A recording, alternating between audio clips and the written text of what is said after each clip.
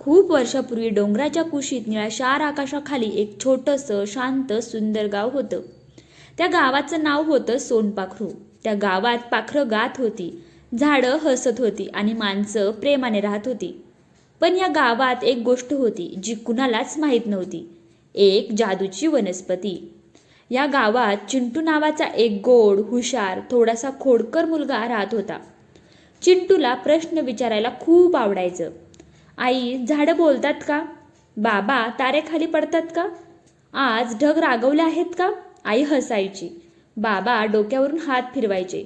पण चिंटूचं मन नेहमी काहीतरी नवीन शोधत असायचं. जंगलाकडे जाण्याचा निर्णय. एक दिवस चिंटूला जंगलातून एक विचित्र प्रकाश दिसला. तो प्रकाश हळूहळू लुकलुकत होता. चिंटूच्या मनात विचार आला, हे काय असेल? आईने सांगितले होते जंगलात एकटं जायचं नाही, पण कुतूहल खूप मोठं होतं. चिंटू हळूच पावलांचा आवाज न करता जंगलात शिरला. जादूची वनस्पतीचा शोध. जंगलाच्या मध्यभागी एक सोनेरी पानांची वनस्पती उभी होती. ती चमकत होती, जणू चंद्रप्रकाश जमिनीवर उतरत होता. वनस्पती म्हणाली, चिंटू, माझी वाट पाहत होते. चिंटू घाबरला, पण धाडस करून म्हणाला, तू बोलतेस? वनस्पती हसली. मी जादूची वनस्पती आहे.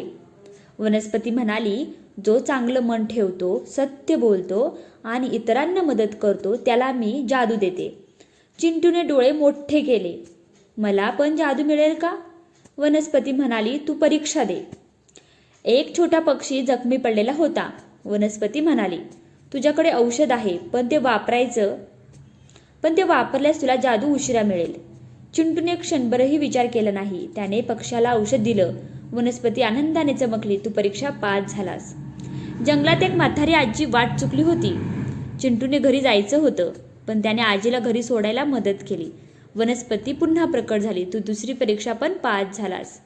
वनस्पती म्हणाली, ही जादू तू स्वतःसाठी नाही, सगळ्यांसाठी वापर. आणि तिने चिंटूच्या हातात एक चमकणारे बी दिले. चिंटूने ते बी गावात लावलं. पाऊस पडला, सूर्य हसला आणि एक मोठं झाड उगवलं. त्या झाडामुळे आजार बरे झाले, पाणी मिळालं, भांडणं संपली, सगळे आनंदी झाले. वनस्पती शेवटी म्हणाली, खरी जादू मनात असते, चांगुलपणा, प्रेम आणि मदत.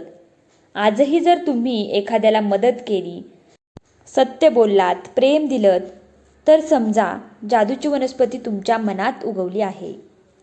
कथा येथे संपते, पण जादू नाही. तर मित्रांनो, ही छोटीशी कथा जर तुम्हाला आवडली असेल तर आपल्या व्हिडिओला नक्की लाईक करा, शेअर करा आणि हा व्हिडिओ जास्तीत जास्त लोकांपर्यंत शेअर करा. आणि तुम्ही चॅनलवर नवीन असाल तर आपल्या चॅनलला नक्की सबस्क्राईब करा. धन्यवाद.